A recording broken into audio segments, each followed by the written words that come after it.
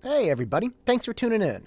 My guest tonight is a teacher in the San Ramon Valley Unified School District. She teaches middle school math. I heard her speak at one of the recent board meetings, and she presented a perspective that I think has really not been touched on, and I just was taken 100% by, as I think most people were, by her sincerity and her passion and I just wanted to understand more of what her experience has been as a teacher and a parent and somebody who really is in it for the kids, which is so clearly obvious. So it was a fantastic conversation.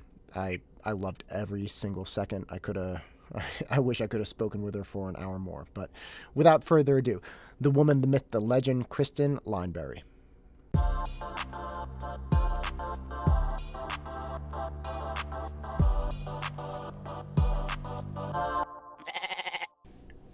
How long have you been a tutor? Or, excuse me, teacher? Well, I started teaching actually in this district in 1998. So right out of college, I was 23. And that was at Charlottewood Middle School, teaching math. And I taught there just for 4 years.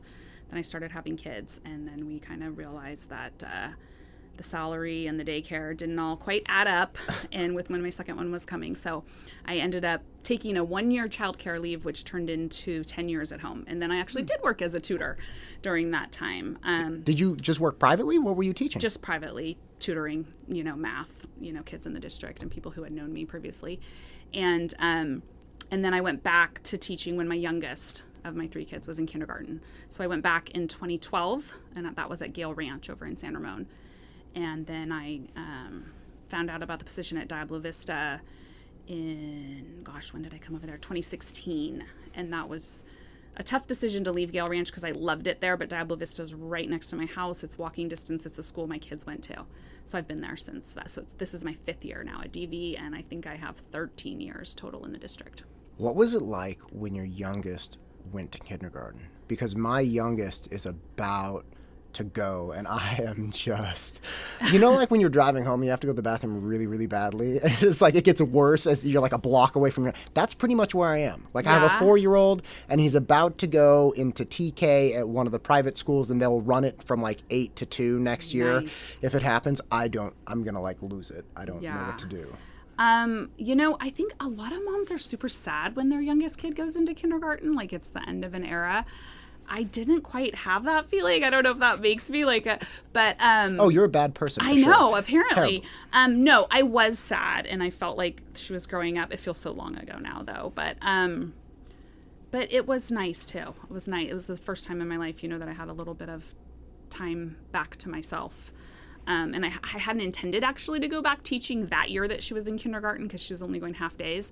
And what happened was midway through the school year, I started getting my stuff together to return to teaching the next year. And I called my old assistant principal from Charlottewood years ago and asked for a letter of rec. And she was now the principal at Gale Ranch. And when I asked her for a letter of rec, she was like, "Oh, you're coming back to teaching? I have a position for you right now." So Boom. That's kind of how that fell into place. Yeah. That's awesome. Yeah. Did you know you always wanted to be a teacher? I mean, no, but I would say I declared that as my major as a freshman and never swayed from that. So yeah, I think I thought I was going to be an elementary school teacher at the time, and I do have a multiple subject credential, but kind of maybe towards my senior year of college, I started thinking, hey, maybe I want to teach middle school. My mom is a middle school teacher. There you go. Yeah. Middle school is one of those ages. So when I started tutoring, I was tutoring elementary school kids. And, they're like huggy and they're happy and, you can joke around with them and stuff. And then the middle school is such a unique time because they're not little kids. And they're a little surly, but you can't swear at them. Exactly.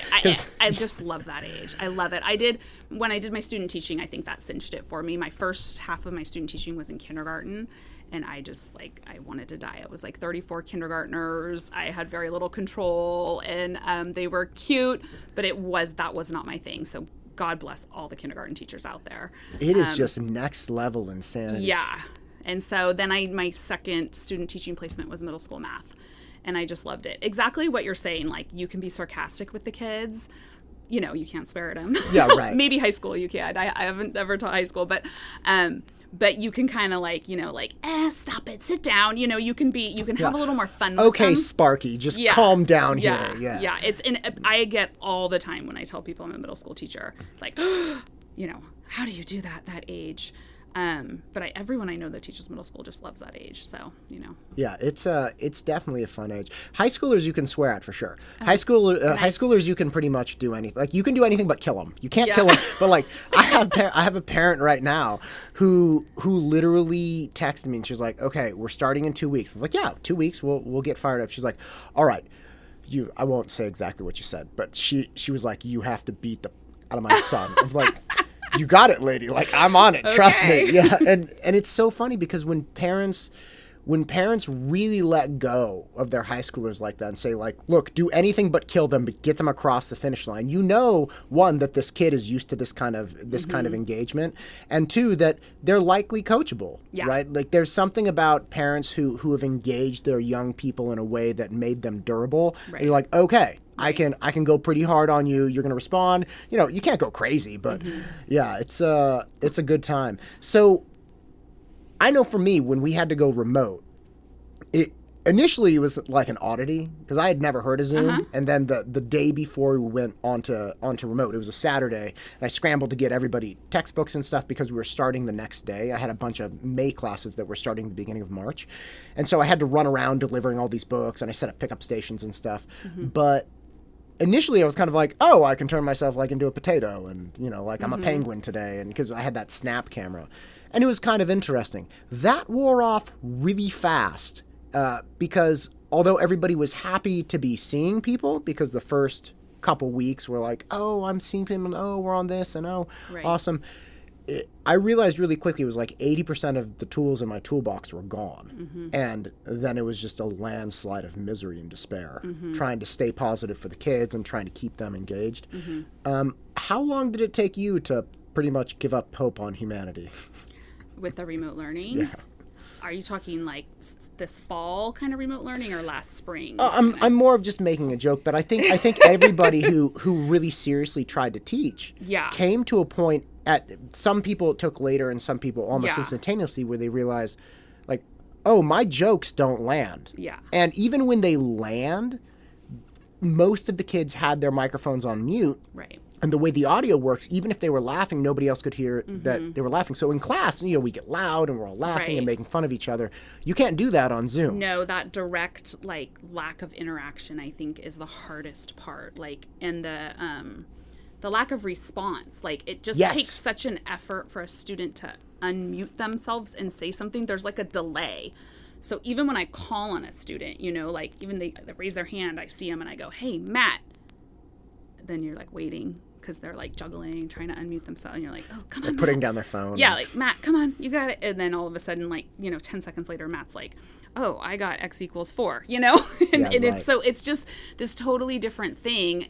And what I miss the most is being able to ask a question in my class and just have the kids call it out. You can't have you just hearing 10 different voices at once say, whatever the answer is, or asking, "Hey, how was this for you guys today?" And just being able to have that exchange. It just doesn't happen over remote. That's really hard. Right. That feedback. Yeah. That immediate feedback. Because, obviously, teachers to me are like a human version of social media, right? So, if you and your husband have the same friends on, say, Instagram or Facebook, if you exchange phones, and it's the same friends, if you exchange phones and you look at each other's phones in the feed, each of you would likely say, "This is totally uncompelling. I don't care about this at all." It's the same people, though, right? So you have to realize your social media experience is 100% tailored to you based on every lingering view on a video, on every, obviously active, heart or or reply or something like that. And for me, a good teacher is somebody who takes in all of the input coming at them at every moment. Right. And tailors the educational experience in real time to that person. You realize when somebody can't take a joke. You realize when 100%. you make a joke and people laugh, but somebody laughs like a little, Yep. not quite as much, or they respond back to you. And you're like, okay, wait. I mean, this person actually wants to engage this idea. We were making jokes about the Gucci fall line. I don't know if you guys saw that, but it was like dudes in dresses and stuff. And I'm like, what is this? I don't understand. Yeah. And this girl in class said, well, guys have worn dresses before in history. And instantaneously I was like, oh, this girl, I'm not going to, like, she's taking this seriously. And of course, I kind of made light of it, but then we engaged in this really deep conversation. But you have to switch gears really fast. You can't get caught up in your own joke. You have to understand that you're tailoring this experience to everyone at the same time, and then individuals at the same time. So that's what I mean. Like, you're an ever-evolving machine. Oh, 100%. And that's another thing that's just incredibly difficult. I mean, with not being able to require kids to have their cameras on at all times, you can't even see their facial expressions or their responses. I don't even know if they're there sometimes. I mean, sometimes they're not. I've called on kids whose cameras are off and they've clearly like left the room, So as a teacher, when you can't even control, they have to be there listening to you. I try to encourage them to have their cameras on in as many ways as I possibly can. But I also get that some kids, it's very, very awkward for them to, sit there with the camera on. And I have some kids and parents who have told me, like, it just causes anxiety. And so that's fine. Like, I'm not going to force that kid to put their camera on. But we just do the best that we can with that whole situation, knowing that some kids feel comfortable and some don't. But what that means is we just don't have that feedback that we have in an in-person classroom. There's just so many things that you don't see, those little nuances, like you were saying, like the little nod of the head, the smile, the, I don't know, sometimes the dirty look or the look of total confusion. Just the little pieces of feedback that we pick up as a teacher all day long, we're missing. Not to mention the other major issue is I can't lean over a kid's shoulder and see their paper. So that's my biggest problem too, because I'm usually right in front of people and I can say, like, what are you doing here? What's going on? And even if they're telling me I have no problem, you can see right through that if you can actually see their paper. Yes. But I can't get close to them at all. Yes. So I'm like, what's going on over there? Yeah. So, I mean, yesterday afternoon was the first time I stepped back into my classroom since March 13th, 2020. It was after school for a small group that I started, and I had left an individual whiteboard on each of their desks and an expo pen for everyone. Nobody was sharing any materials. Everyone had their own, but we were practicing, solving equations. And then I asked them to hold up their whiteboard and show me their work. And it was like, I could see their work. Oh my gosh, and I only had 14 kids in there because that's all I'm allowed to have.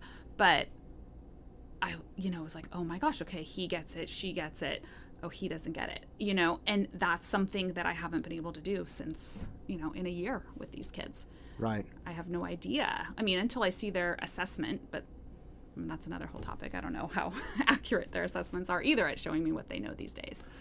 Right. I mean, are the majority of assessments, those are all done from distance, right? Like you just started this small group just now. Yeah, the small group I just started it yesterday, and that was because the district opened that up. They gave teachers the option of doing small groups. I don't think there's very many of them happening. There's a lot of teachers that probably would like to do it after school, but have small kids or reasons why they can't be on campus after school. I was able to do it, so I said, okay, I'll do one. I threw out an email to all of my current students. I got an overwhelming response back from parents. I bet you did. Are you kidding? Yeah. And I am slated to be a hybrid teacher, right? So when they switched the schedules at semester, all 6 of my math periods throughout the day are hybrid, quote unquote hybrid math classes. So those are all kids that chose to be back on campus. So it makes sense that they would want to get back on campus. So I had such an overwhelming response. And not that they wanted the math help. I called the class like math enrichment, but the majority of the responses I got from parents were just, oh my God, my daughter would love to be back on campus, or my son would just love to see someone else. Yeah. Anyone else. Yeah. Sit in a desk. Right. I had a couple kids, who are brand new to the school, never set foot on campus, oh my gosh, they would just love to even see what the campus looks like at Diablo Vista. Yeah. If somebody reaches out to you and wants help, I mean, even I imagine you would have done anything. So what did your principal say? So she was like, okay, let's see what we can do. I know you can only have 14, but let's kind of go through the guidelines and talk to the district. And so we were able to figure out that I had to have a stable cohort for a certain amount of time, and I'm doing it once a week on Wednesdays. But I could stop that cohort after a few weeks and then start a new one. So what I ended up doing was I split them into 2 groups. And I took the first group for 3 weeks, 3 Wednesdays. And then I told the second group, you'll be, starting mid-February for 3 Wednesdays. And then hopefully by then we'll be in school. I wanted to give them some hope. And if not, then we'll start the rotation again. So, but by that point, a few of the kids that wanted to be in my group were invited. They're also doing these on-campus pods, like with a sub.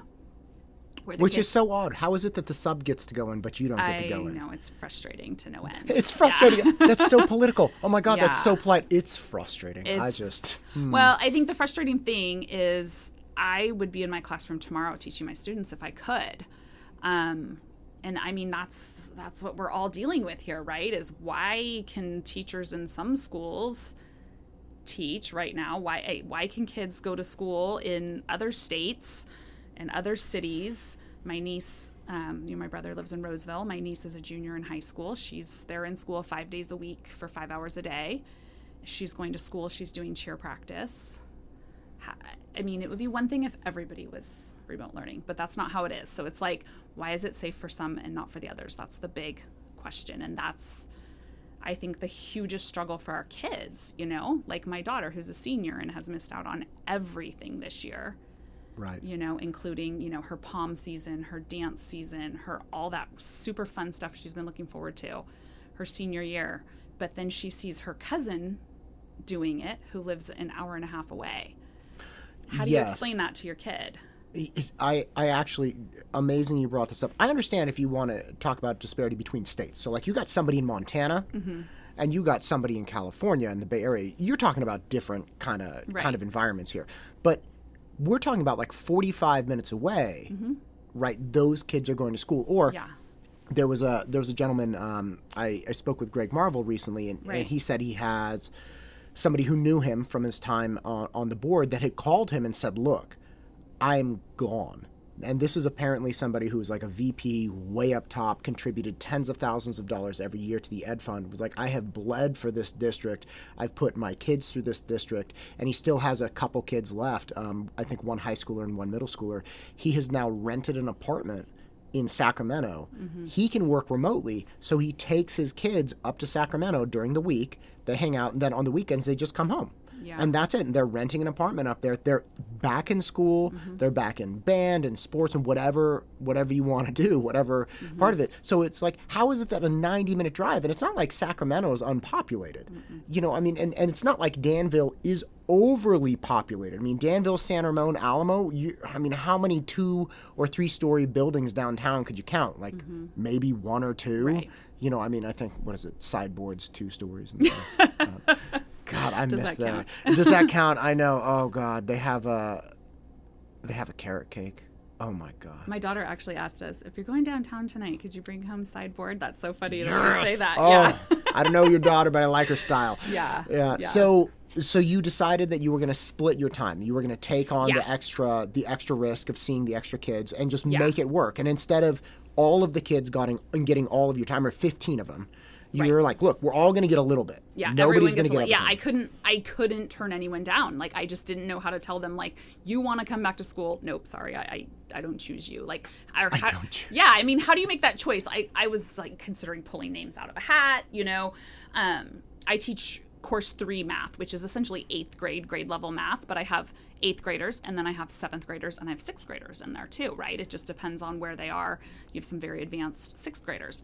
And I had some 6th graders that wanted to come to my math enrichment, and it was like, well, they don't need the math help. And I remember saying to my husband, like, okay, maybe I just take the 8th graders. Maybe I take the kids that need help.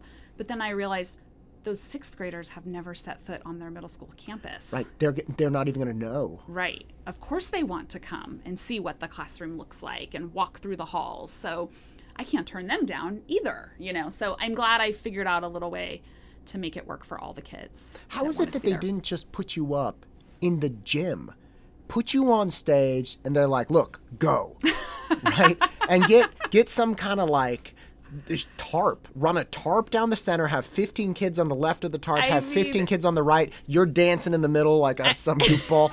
I mean, I'm not saying you dance like a goofball, but the point is, like, why not do that? Yeah, I feel like there's a lot of creative things we could be doing that we're not, you know? Like, how about you just go to the football field and they like get you, everybody classes. gets an umbrella, Yeah. you know? I mean, for the sun or the rain. You know, we live in California and you're willing to do this. And you have 30 people that are like begging to make it happen. Yeah, and I mean, I think there's a lot of teachers who are willing to go back. Like, I think more than people realize that there's a lot of teachers who would be in the classroom and would be happy to be back. I don't know that all of them are as vocal as I am about it. I think a lot of people are afraid to speak up sometimes, or let their true feelings be known, because you do get a little backlash sometimes, you know, for speaking out. So little backlash sometimes. try like when's the last time somebody spoke out on an unpopular position and the people they were surrounded by had the integrity and character to be like, you know what, I don't agree with you, but I appreciate you saying something. Yeah, I know. Right? Like, that's what we would want our children to do. Right. And we, in the public square of the virtual world now, just act out the most horrendous, ridiculous behaviors you could imagine. Right. It's like, do you think the kids don't see this? Yeah.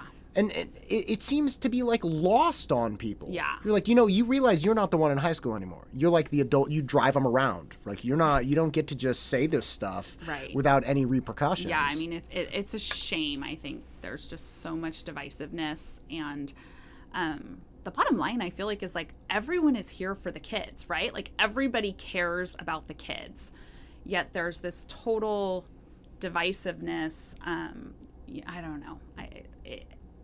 I just don't even know. I go from being, you know, like, I'm going to fight one day, and I'm not going to give up on these kids, and I'm going to keep fighting for my daughters and for my students. And then I have days where I'm just like, I can't do it anymore. Like, and I'll take a break from Facebook for a while. I took a break for a month at one point, because it's just like, I can't do it. But I keep coming back, you know, because of my daughters, and because, you know, they might not like me saying this, but, you know, they cry probably 2 to 3 nights a week these days. And I just keep telling them, like, I'm not going to stop fighting for you. I'm going to keep fighting for you. I mean, my senior daughter has pretty much given up at this point. My freshman daughter, you know, I just keep telling her, like, I'm going to keep fighting. I'm going to try. I'm trying. Mom is trying her hardest to fix this for you and to help you get back on campus. But it's the most helpless I've ever felt as a parent in my entire life. And I think a lot of parents are feeling that right now, because our kids are so sad and so upset. And, you know, we don't talk about it that much, especially, like, for the reason I was just saying. My daughters are in high school and they're like, Mom, don't write about me on Facebook, right? Don't talk about me, right, you know, in public. And so we're all kind of trying to shield our kids' privacy, but we're going through this same crisis together with our kids. And I don't think that the public's hearing about it as much as they should. I think, first off, I'm so sorry to hear that. Every time I hear it, it doesn't. Yeah, it doesn't I'm get definitely not alone in this. No, pretty much every parent I talk to is going through the same thing. I know, but I always imagine that hearing it, it's going to kind of like affect me less, right? And you're not even saying, Mike, it's your kids. Yeah. But I just imagine these young people just losing it, and it's kind of like I have very young kids, right? And to try to express to them, like, look, Dad's doing everything he can to make this happen, and then realizing that you can't do anything about it, and it's maddening. You're just like, what are you? You're just like this ineffective blob that makes pancakes in the morning. Well, we're used to fixing things for our kids. And right. And there's nothing you can do to fix this. It seems that you brought up a perspective, though, that has not been talked about at all, and I think very few people understand, though, because I think anybody with kids at this point that's gone through this, maybe their kids aren't at home crying, but they're like, yeah, this sucks. Like, my kid doesn't talk a lot, he doesn't express his feelings, but like I can tell he's sad, you know, and I think that would be the best case scenario. Like, yeah, I can tell he's not really happy, but he's not like telling me about it. Anybody with kids can do that. Not anybody with kids has the experience of being a teacher and seeing your capacity to reach the people that are in your charge just slip through your fingertips. And again, I was telling you, I have this student who I love the guy, and he came in and he has the opportunity to go to a great school, and he was like, look, I need to get my test score up. I mean, obviously that's what I do, right? So he comes in and does the first practice test or homework on the math section on the ACT. It's 60 questions. He missed 30. And you could just see the light go out of him. It's just, he's just so upset. And I kept telling him, I was like, listen, don't worry about it. We'll get this. And after class, as he was leaving, I was like, hey, listen, I got this. Like, I got you. Yeah. Come tomorrow, come the next day. I know we have a set schedule for your tutoring. Double the number of classes. I'm not going to charge you anything more. Come until you can't come anymore. And then we'll see where you are. And we're like 2-3 weeks later, and he's made good on it. You know, he's the type of kid where you give him that chance and he's like, I'm going to do it. I'm going to get after it. And he did his homework, and last night he was in class and he only missed 9 on the same type of section. So he went from 30 to 9. And it was one of those things where I was like, thank God. I love it. Yeah. And then that was last night, and I heard your commentary about not having that ability. Right. And I remember my experience, although much briefer than yours, trying to teach over Zoom to everyone. And it truthfully, it brought me to tears in my car, because it was like, oh my God, I know what she's going through.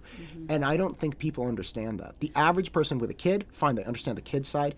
The average person doesn't understand the insanity of trying to be a teacher and knowing that these kids rely on you and just seeing yourself failing and having no one. It's like, I can't do anything about it. Right. And I think, you know, my passion as a teacher has always been working with those kids who struggle. You know, I mean, I've taught every different level of math at the middle school level, but even my principal has realized that for the past few years, like, I'll teach the advanced classes, but that's not where my passion is. Like, my passion lies with helping those kids that struggle and those kids that don't have the confidence, and helping them realize that, like, yes, you can do math. Everyone can do math. And so for the past couple years, we started a program, I think 2018 was the first school year I did it. And so we chose 20 was the max number, 8th graders that had struggled all the way through math. And our idea was, we're going to catch them before we send them off to high school. And we're going to get their basic skills down and get them ready to go into algebra in high school. So the 7th grade teachers recommended them. I took these 20 kids, and our counseling department placed those 20 kids in my first period class as a group, and we called it math support. And then all of those kids were also in my regular math class at some other point throughout the day. So they all had me twice during the day. And it was such a hugely successful program because I had those kids twice a day. They were all kids that struggled. And it became such an amazing community. Like a unit. You're like, you're my people. The first period, I would like come into first period each day, and we would have fun, and the kids became so comfortable around each other, because when you know everyone else in the classroom struggles too, you're willing to show your struggle, right? So these kids in first period would talk, they'd volunteer, they'd give answers, they'd show me their work, and then maybe later in my 5th period math class, silence, nothing. Right? But I knew they could do it because in first period they were doing it. But they were maybe a little more hesitant to do it in front of some of those higher achievers, you know, later in the day. And so it was just awesome. So I did that for 2 years. And then this year we didn't do it because of remote, and we didn't know how it was going to work. And I think back a little bit and say, oh, maybe we just should have tried it over Zoom. I don't know. But I miss it. And, you know, I was just talking to my husband the other night about that whole program and those kids. Like, one of the girls I had last year, she still keeps in touch with me. She sends me like DMs on Instagram all the time and tells me she's doing well in high school, and it's awesome. But I was telling my husband, you know what? If she would have been in my class this year instead of last year, where she had that math support period and where she had, you know, we forged that bond and we could work together, this year she'd be failing. And it makes me so sad because we have these kids and they're failing this year because we can't reach them. But if we had them in person the way we did last year and we had those programs in place, I know that some of these kids would be successful. And that was my point when I was talking to the school board. You know, they go around and around in circles and D's and F's, and why do we have more of this? You know, and everyone's like, you know, analyzing the data of the D's and F's. And I was so frustrated. I turned to my husband who's sitting there. I was like, I got to call in. I think I got to call in. And he was like, call in, you know? So I did, you know, I was like, you need to hear from a teacher. This is why we have more D's and F's. I know in high school they don't have more D's and F's. That's a whole other story. But this is why. Okay. Every single student I have has admitted, even the most like steadfast, trustworthy, like, how many of you have cheated? There's this one girl that I love. She's quiet, super honest. I'm like, hey, have you cheated? She's like, I cheated today. Yeah. Yeah. I mean, I don't want to throw my own kids under the bus, right. But like even I realize, like, you know, some of the middle schoolers are cheating. What can you do about it? There's nothing you could do. They have their phones right there. They're texting. I mean, it's so, and people don't understand. So my dad lives in Alaska, and he actually adopted 7 kids after me. Wow. So I'm actually one of 11. Okay. So the youngest kids are 13. Okay. Deborah and it doesn't matter. But the point is, probably shouldn't give. Can't remember. No. I remember, but I had somebody close to me recently say, you know, don't use first names in your family. Gotcha. So I'm hesitating. Okay. I know the names of my sisters, okay, man. Okay, I was worried. No. Anyway, so he got a hold of me about 6 months ago. He's like, all right, I got a business plan for you. I was like, me? You're talking to the wrong guy, man. I already have one failing business. It's not, you know, my one-man show. So he was like, look, here's the deal.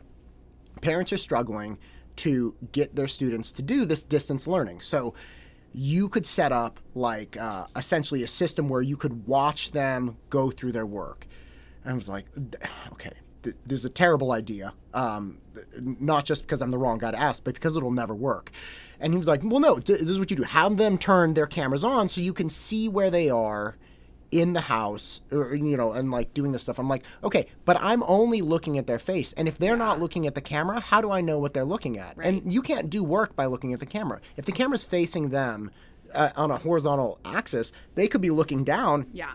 And doing something else. You have no idea. It's like, get multiple cameras, you can see their work. And we keep going down this thing. And when I finally came to tell him, I was like, look, even if you could get somebody to participate in this, which you won't be able to, because a 12 or 13-year-old will tell you they lost the charging cord for the camera. My Wi-Fi's down today. Yeah, it was like, Wi-Fi's down. Yeah, absolutely anything, right? There's a cloud over my house. Like that does, I don't know. Or they'll make some insinuation about feeling uncomfortable. And then like, that's game over. You can't do anything. And what I was telling him is, look, what we need to do, the only option you have is to somehow inspire and convince the students it's in their best interest not to go down that path.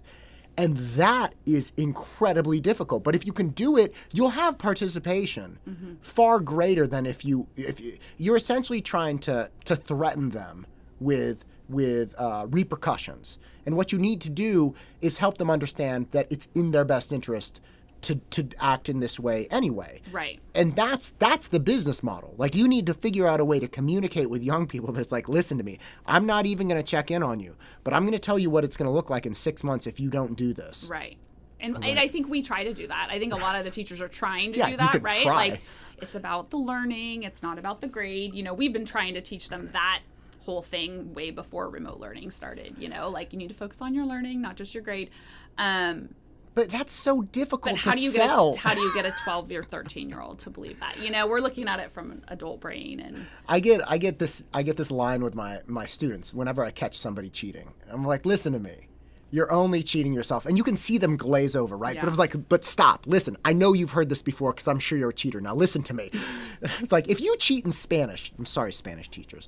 If you cheat in Spanish and you get an A instead of the C that you know you should have gotten because you can't even count to 100, you say, yeah, look, I'm only cheating myself, fine, but I also got an A and that's going to help me on my transcript. I'm going to go to a better college. Because there's no, for a lot of people, especially with the foreign language, they just don't see the fundamental value of Spanish, right? Like, I only learned enough Spanish to get a C, but I got an A. I don't really care.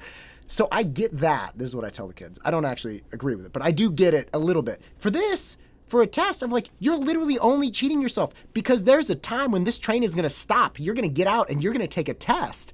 And if you didn't do the work, you actually will be exposed.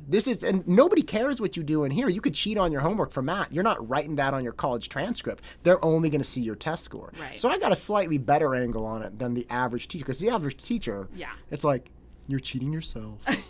It's not good for you. It's going to be interesting, I think, when we eventually do get back to school. I think right now we're trying to see, okay, how, what have these kids lost in their learning, or, the district's looking at the numbers of the D's and F's and that kind of thing. But I don't think we're going to see the full repercussions of this for another year or two. I don't think you're going to see the full repercussions for a good 9 years. And I'll tell you why. I worked with a girl. I mean, obviously, I come in a very specific time in people's lives, right? They're 16, they're 17, juniors, seniors. And I worked with a girl who went to a charter school in Berkeley that was not well organized or run in, I think it was 2nd and 3rd grade. She never recovered. Okay, so we will not see the full repercussion and damage to the kindergarten, 1st, 2nd, and 3rd graders until they're trying to eke through Algebra 2 and take these tests. Even with standard curriculum, you can eke through a standard curriculum. You can parrot the material. You can just reproduce the steps without having any real fundamental knowledge. But when you hit any kind of standardized test that is not exactly like what you saw in class last week, we're going to really see the damage. Oh, yeah. It is horrific to think. Like, we have lost, just in this time, I have to say we have lost at least half of the students. Like, that generation of kids is done. Oh, for sure. If I had younger kids right now, especially if they were on the younger side of their grade, I would think I would definitely try to hold them back and just repeat the year again. So that's the question. Can we just skip a year? Like, people talked about it with their mortgages, right? I can't remember what it's called, but like delaying a mortgage payment 3 months or 4 months, and then it gets chalked on to the end of your mortgage as if those 3 months didn't happen, right? Forbearance, there it is. Okay. Can you do that in school? Like, could we do that in mass? We're like, hey, everybody's coming back to 2nd grade. We're going to shuffle the teachers around, but like, you're coming back. I mean, it's not going to happen. But I said that, actually. I think I was just looking back through my Facebook page. And last July, I think I had said, hey, I have an idea. Let's cancel the 2020-2021 school year. Everyone takes a gap year. And we come back and, everyone graduates from high school at age 19 now. Like, and I look back and I'm like, that was a damn good idea. Oh my God. Like, good on me. This. Like, I had some foresight there. I mean, and for me as a parent, I think if I had a really young kid, like, do you have a kindergartner, did you say? I have a 1st grade, a 3rd grade, and okay. I have a September 1st baby. Okay. Yeah. So, those young kids, like, I'm not so worried about the academics that they're missing, but that social emotional growth that they're missing. For those young kids, I would be really concerned about. Just it's terrifying. The learning of the social skills. I even look at my senior in high school, right? And she hasn't set foot on campus or spent time with really large groups of friends. Senior year, she's got kind of her small group of close friends that she sees regularly. And I worry about the social emotional growth that she's missing. So she's going to move out, go to college next year, right? And move on and do college life, which I'm super happy for her. But if I think back to my senior year, we all look back at our senior year. That was like the greatest, such a fun time for most of us. Man, where did you go to school? I went to Ignacio Valley. I actually graduated There was from a Santa riot. Ramon. There was a riot my senior year. Like, that SWAT team came. Oh, that was my not. gosh. That was not Matt's best year. No. I actually graduated from Santa Ramon High. Of course you did. Yeah. Well, I bet you had a great time, and they have a wonderful senior grad night. I mean, it's like a huge We had an amazing tradition. one. I think it was like a pirate theme or something. But anyway. Are you serious? Yeah. That was bad. I got dad jokes for days. I can't help it. Your senior year is the year you're supposed to never be home, right? You're supposed to be always out with your friends, like, asserting your independence. I was never home. I was out with friends and my boyfriend and just, living the life. And then it was a transition into college life. And so I'm worried my daughter's missing that transition, right? And all these seniors, she's going to go to college. It's just going to be different. Right. There's a and look, I've never been a woman, young or old. Let me put that out there. But there, at least for guys, there was a transition for me when I was a junior in high school through like, I don't know, freshman year of college, where when you have small groups of friends, you have your groups, right? You have your close guys, right? And you have friction at times, and you might have to, get in an argument and step away, and then, you find each other again. And I think that's a normal process. But there's a transition where you learn how to stand up for what you know is right and is not happening, right? And I think for young men in particular, it's an incredibly important time, because when you're 16, 17, 18, if you do not develop a sense of, this is my right and wrong, right, and I will actually act accordingly, right? I will call out people close to me. I will do what I need to do because I have a right and wrong hardwired. If you don't have that secondary friend group that you're like, look, I'm gonna say what I think is right, because even if I get bumped out, or whatever, there are like 5 other people here that I can hang out with, and 5 other people he can hang out with. You have that cushion. But when your friend group is so small already and you have no chance of jumping into somebody else's friend group, you need to hold on to that small group of friends. You don't have the capacity to take a chance and say like, hey, I don't like this. Like, this is not okay. So my fear is that we're going to get people who have been kind of scared into compliance with the small social groups. Well, if they don't, not being in school, you don't have that opportunity to branch out to other people. That's and right. Those acquaintances, and it's. And you end up just kind of going with the flow. Yeah, I mean, my youngest daughter, who's a freshman, girls go through these like transitions with friend groups, and it just happens. And she was in kind of a transitional phase last March in 8th grade where some of her friends were making choices that she didn't agree with, and she was kind of trying to find a new group to be friends with at that time. And that happens with girls, and I went through it with my older daughter, so I wasn't concerned at all. It was like, oh, go hang out with these people at school or sit with these people They kind of test the waters. And clicking? Are they accepting me? But then March 13th happened and the schools closed down, and now she didn't have a friend group, right? So my freshman, oh my God, she was in between. So she has not really had a friend group for almost a year now. So she doesn't really have a social life right now. And her thing is like, I just want to go back to school because I want to meet more people. Her friends, and I was proud of her. Her friends were making some choices that she didn't agree with. And so she was like, you know what? I need to find different people who are, have more values like I have. But she never got the chance to meet those new people. And you can't really do that when you're in quarantine. So she's been able to do a few things with like her sports, and we've been trying to find any activities we can get her into, but like that kid desperately needs to get back to school so she can find her people, God, man. Yeah. So we're getting to almost a point where I think a lot of parents are getting to where we're about ready to make whatever sacrifice we have to make for her. And I was on a thread today where teachers in the district were talking about pulling their kids from the district. And that is so hard for me to say. I've been like a public school advocate my whole entire life. My mom is a public school teacher. I graduated from San Ramon Valley School District. My kids have been in this district since I think 2006, and now with my youngest, we are very seriously looking at we for her sake and for her mental well-being, my husband and I are willing to make some very serious sacrifices to get her in school. So we will do whatever it takes. And if it looks like that we're not going to be in school next year here full time, and I'm not feeling very hopeful about that after the last board meeting, then we're going to have to make a change for her.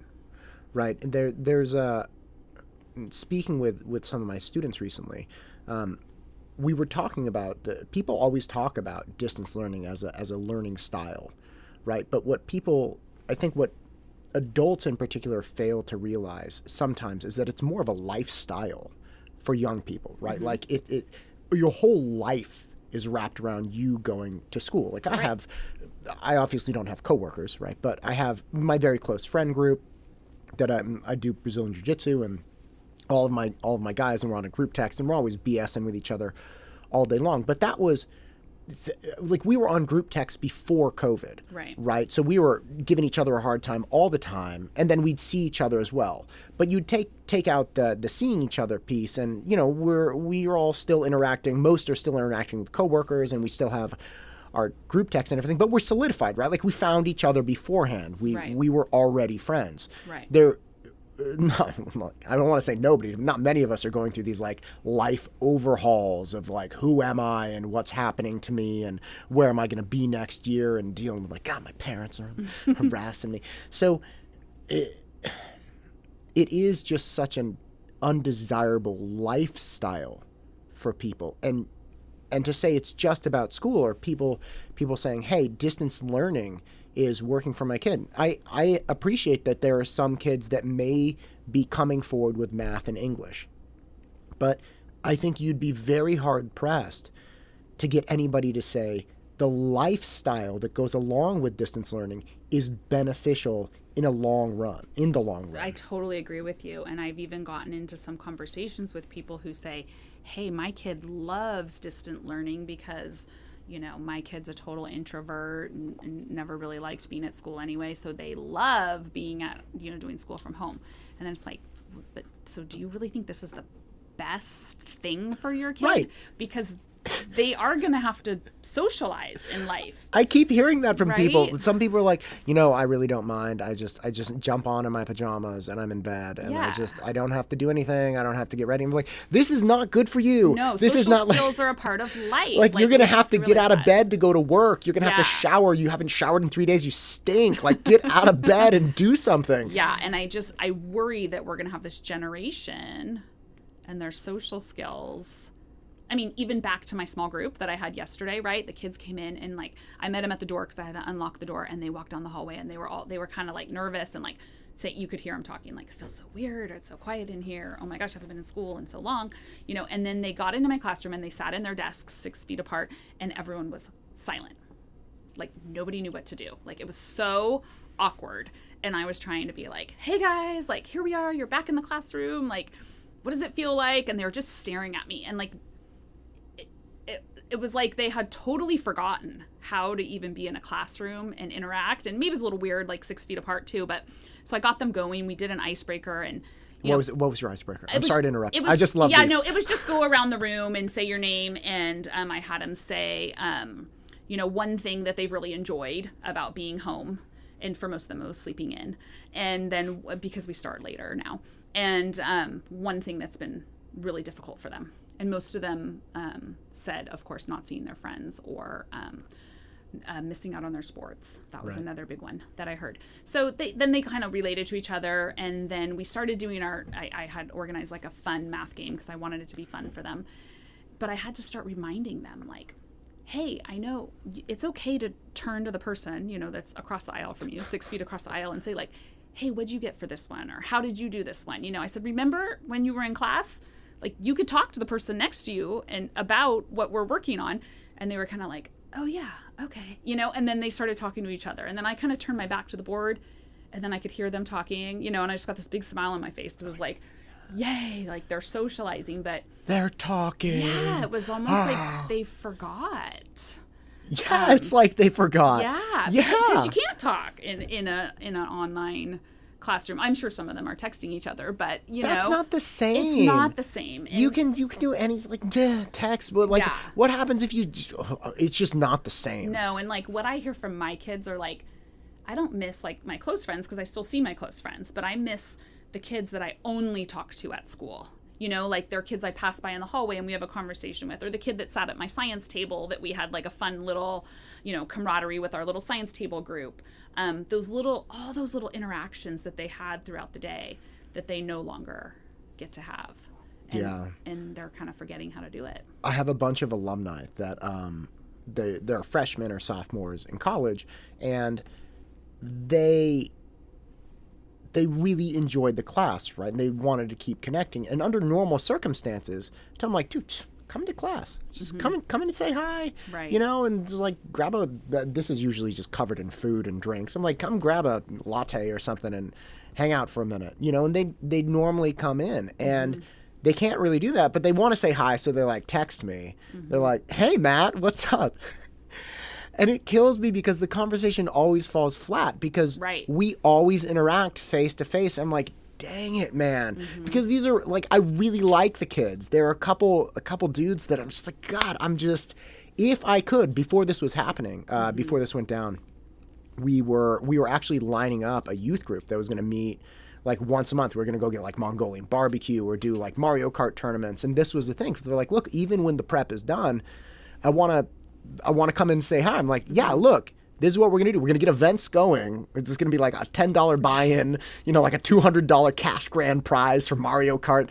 And everybody was so excited about it. And in the absence of having that outlet, you try to text with them and it's kind of like, I almost feel weird anyway, because it's like, why are you texting your SAT tutor? It would be much more normal if it's like, I'm going to go play Mario Kart. There are going to be a bunch of people. It's fine. Yeah. And it's just not the same. I get it. You gotta, if your relationship is forged in in-person interaction, attempting to transition it to a text-based thing, you're not there. You're not a human being anymore. Yeah. Oh, definitely. It's that lack of, you can't see the facial expressions, and that's everything we run into in the classroom. I think as teachers, we're working hard, we're doing our best, and I think teachers are working harder than they ever have before, but it's not a substitute for being in the classroom. It's just not. No. It's not. What are you hopeful for? You seem like an optimistic person. Some days I am, and some days I am not. I try to be. I mean, definitely in front of my kids. I am, and in front of my kids, my own kids, and my students. I'm hopeful that we will see the classroom at some point this year. I'm hopeful that our seniors in high school will get some sort of celebration. I think most of all, I'm hopeful that we can come back together, as a community and be supportive of each other. Remember that we all want the same things and respect that, just because I want my kids back in school, it doesn't mean that I think COVID is a hoax or that I want I'm going to force your kids to be back in school or whatever. Like, I respect everyone's opinions, and everyone has different opinions and different feelings. I guess I'm hopeful that we're not so quick to judge. As a teacher that's engaged and all in, that also wants her kids back and is considering pulling them out, are you getting pushback or like sideways glances or direct kind of derogatory comments because of that? Because this is I know a lot of teachers, and they've talked about that either they make an attempt to have an open conversation and just get squashed, or they've seen people get squashed. So they're like, look, I don't feel this way at all, but I'm not saying anything.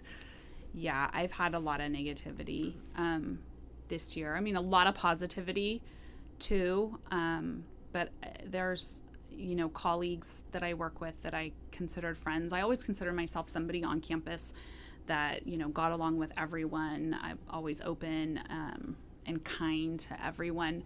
And I was in a faculty meeting this year over Zoom, and we got put into breakout groups. And I was with a couple other teachers from my campus, and all of a sudden I was like, they're kind of glaring at me through the screen. Am I imagining something? And then I realized I was talking and nobody was responding, and I was kind of like, look, is my mic on? Like, what is going on? Like, hello? Am I on mute? Hello? And then all of a sudden I realized they were mad at me or something was wrong. I felt like I was like in the mean girl, table in high school. So I kind of made an excuse I got to go. See you guys back at the regular meeting. And I sat there and I got very teary-eyed. I'm just an emotional person anyway. Anyway, I ended up reaching out to both of them saying, hey, did I do something? I'd really like to know, because that felt really weird in that meeting. And I'm sad to say that one of my colleagues called me up on the phone in what I thought was going to be an effort to explain, ended up being a really bashing on me kind of session, and was really unhappy with me for the opinions that I've stated on Facebook about wanting to go back to school. And as much as I tried to explain myself, it didn't seem to be getting very far. So now, I'm very sorry to interrupt. If I may ask, this person, not necessarily a woman, but the person's upset because you expressed a desire to get your own kids back in school. Yeah, to get all kids back into school. Okay, and that is offensive because why? Because if I understood correctly, and it was hard to completely understand, because I had made a suggestion way long ago, like that, hey, maybe one of the ways we can get kids back in school and not have as much contact would be by doing a block schedule. I had thrown that out there like on a Facebook group. That seems like a problem-solving kind of attitude. I thought so. But apparently that meant that I was anti-electives and anti-teachers. Listen, we're in a pandemic. Yeah. I'm just trying, if we don't all get to do the electives, I was in fine arts. I understand the value of band, but come on, man. Yeah, and I tried to explain, like, my daughter's a dancer. My senior is a dancer. That's her life. Like, the main reason she goes to school is for dance. Like, if anybody is not anti-electives, like, it's me. Like, that's the only reason she goes to school. But yeah, I got told I was anti-teacher because of some of the comments I've made. Did you say, well, I'm not anti myself, so perhaps I'm just anti certain teachers? Yeah, and I get a lot of pushback because I removed myself from the teachers union, and what was that like? That was, if I may ask, I know it's a very personal question. It's totally fine. I'm totally fine talking about it. The teachers union is a great place for some people. It was not a good fit for me.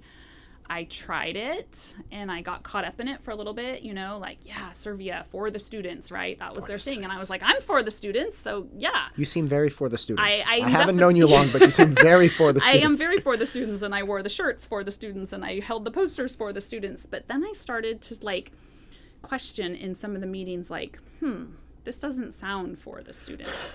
This sounds for the teachers. And is this really for the students? So I started to become a little concerned. And then the other issue that was really hard for me with the union, they have there's obviously Ann Katzberg is the president of the union, and then they have this guy, Larry, he's the CTA rep that comes from the state CTA. And I felt like every time they talked, it was like this speech to just make us angry and divisive and management. It was always management. You can't refer to the district as anything, but you have to call them management because that's what you have to refer to them. So Dr. Malloy is only management. Only management. Okay. And so, and we were told you always use the term management. And they would say, who doesn't care about your needs? Management. It was like these rally speeches, and it just left a bad taste in my mouth. And I thought to myself, you know what? We're all for the students, right? I mean, Dr. Malloy is obviously for the students. I think very highly of him. And I just thought, I can't be a part of this. And so I resigned my membership. And I just thought to myself, I'm going to go it on my own, I guess, here. Was it hard to get out? It was hard to get out. This sounds like Scientology. I'm sorry, that's really inappropriate. No, it's not. I've been watching that show. Yeah, that show. I mean, when it's like you can't leave. Yeah, no, and I've heard from a lot of people it's hard to get out. I sent a certified letter, which is what I thought I had to do, but then Ann Katzberg started telling me I needed to fill out this paperwork. You got to fill out this paperwork. So I went on the CTA website. I searched everywhere. Why can't I find this paperwork? Where is the paperwork she's talking about? So I finally called CTA, and they were like, there's no paperwork. You sent the certified letter? I'm like, yeah, I sent the certified letter. That's all you need to do. So then the CTA leadership helped me out with that. And then I was out. It wasn't a big deal, but they try to tell you who's going to protect you. And I'm sorry, you're getting who do you need? This is this is a terrible analogy, but I always whenever somebody says that, I always think of Goodfellas or like the mafia. It's like, hey, it's for your protection. It's Yeah. like, who are you protecting me against? Right, and that's the union. They're like protecting you against, I don't know, lawsuits or like parents that are going to come after you. They really scare teachers into like, you need to be in the union for your protection. Whereas my feeling is, I'm going to protect myself by doing my job. Like, as long as I do my job and I do my job well, I don't need protection from anyone. Furthermore, if I'm terrible at my job, you should be able to fire me, right? Like, my husband works in the private sector. Like, if he doesn't do his job, he's going to get fired. Guess what? If I don't do my job as a teacher, I may not get fired, right? Because the union's going to protect me. So it's like, what kind of protection are we talking about here? You know? I always tell my students when they're in, I'm like, hey, if you ever come to class and you do not feel like you get benefit, do not ever come back. I will refund everything. Right. Right? It's like you will vote with your attendance every single time you show up. And if your parents want you to keep coming, you don't want to keep coming, talk to me, I'll take care of it. But yeah, I mean, you gotta have some degree of value that you're bringing to the students. But if a parent sued you, wouldn't the district, I mean, like, does the district just hang you out to dry if some crazy parent comes after you? I mean, to be honest, Matt, I don't know. I've never even heard of Right, like, that's what I'm saying. Is sure maybe that does happen, but it's not even a fear in my mind that a parent's going to sue me. Like, what am I ever going to do that a parent's going to sue me for? It just doesn't, I do my job well, and so it's not a fear of mine that I need that protection. I had an insurance broker tell me I needed professional insurance because if I was writing something down and the lead on my pencil broke and hit the student in the eye, they could sue me. Oh. And I was like, well, you know what? I mean, if we're going to that level of detail, there could be like a meteor or something. But at some level, I agree with it. It's kind of like, look, if I'm doing my job, barring anything crazy, right, then I should be fine. And if something crazy does happen, I mean, I can't imagine that you acting in good faith would get hung out by the district. Like if Dr. Malloy, somebody was like suing you for not giving an A in 6th grade math, like I'm sure somebody would step in. I actually am a little terrified of that. Not you getting sued, let me be clear. But with the stripping of the requirement of test scores from a lot of universities, or at least in the near term, because I think a lot of them will pick them back up because they're the best indicator of first-year success, and everybody acknowledges this. But with that requirement being taken away, the pressure that's going to be put on your GPA as the primary, like for the UCs, they're going to go test blind in a few years. So all of a sudden, if you want to go to Berkeley or you want to go to UCLA, you have zero wiggle room on your GPA. It better be damn near perfect because you can get people in. I've worked with students who got, they have a high 3 GPA, 3.8, 3.9, but really hard classes, just a slightly lower GPA, and then they crush a standardized test, right? Say they crush the SAT. They can go to Berkeley or UCLA and present this, and they will get consideration. And of course, it's not 100% cut and dry, but you'll get a consideration. If you have the 3.9 now with hard classes, good luck. Right. Good luck with that. Yeah. Because they're going to just look at this one quantitative value. So what I'm saying is the pressure then will come down the pipe onto your freshman, sophomore, junior year math teachers. Why didn't he get an A? And math is easy because you say, hey, 89.4, requirement's 89.5 for an A. But something like English or history or an elective or like a Spanish class, like it's the pressure is going to be astronomically greater. Yeah, no, there's been many times I've been so glad I'm a middle school teacher and not a high school teacher with the grade issue because let's be honest, middle school grades, they don't count for anything, right? So I definitely have a lot more wiggle room and leeway there, and people don't get as angry. Although we do, have the kids that have a lot of pressure on them to get good grades. But for those high school teachers, I've heard stories that I'm like, what? Like parents chasing down a teacher in the parking lot to say, like, I really need you to change my kid's grade from a B to an A or they're not going to get into this college. I'm like, oh my God, I can't believe that happens, So. Well, I think people just get desperate. Yeah, for sure. You know, I think there will be more desperation now, especially in the coming years with people that perhaps had missed a lot of stuff, right? Like if you're in 7th grade or 8th grade or 9th grade and you don't have parents that are really watching over and making sure that everything's fine, man, in 24 months, when that kid's really staring down the barrel like, okay, what are my options? Especially since there are like, how many states are back open? Like 45? So many. Over 40, right? Yeah. So I'm sure the colleges may consider taking California State into consideration, but who's going to remember in 5 years? Right, that you missed all of your 7th grade or 8th grade year. Who's going to remember in 3 years? Right. For the freshman who's not getting helped right now. Yeah. When that person's applying, oh my God. Well, freshman year, like if you missed Algebra 1, you know, right. You're screwed for the rest of your math high school career, right? Right, exactly. And if you're only applying to California State universities or colleges, they're not going to take it's not like you could crush a standardized test and offset that.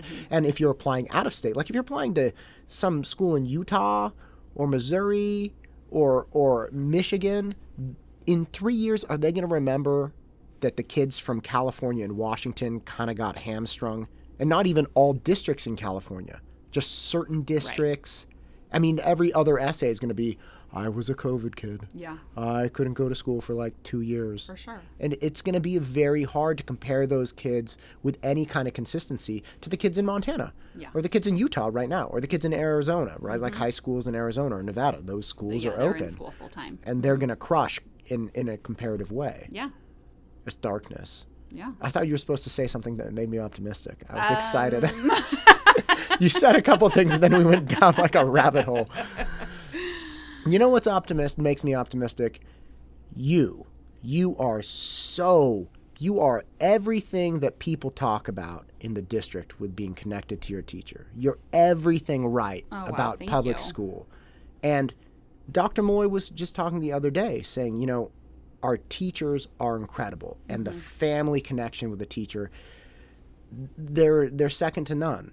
And I think it's very hard for the general public to always see that, right? And you may be lucky enough to have you as a teacher if you're like the family, right? But how many people even get that? But when people understand the commitment that you have and understand how desperately you want to help, that it's not just an occupation, it's your life, it's what you do. That I'm hopeful that that's going to change people's minds about teachers and relationships. I hope so, and I don't think I'm really an anomaly there. I mean, there's so many teachers that are so passionate about what they do, and you know, none of us really went into this profession because we were going to make the big bucks, right? Like we went into it because we want to make a difference. And there's so many teachers out there that want to make a difference, and the fact that we're not able to do our job as well as we want to do it right now is crushing. So I hope we can get back to it. God, I hope so too. Well, listen, I will let you go. Yeah. It's late. Thank you so much for coming. Yeah, thank you so much for having me here. My first podcast. It was fun. You crushed. It's fantastic. Let's do it again. All right. Thank you. Have a good night.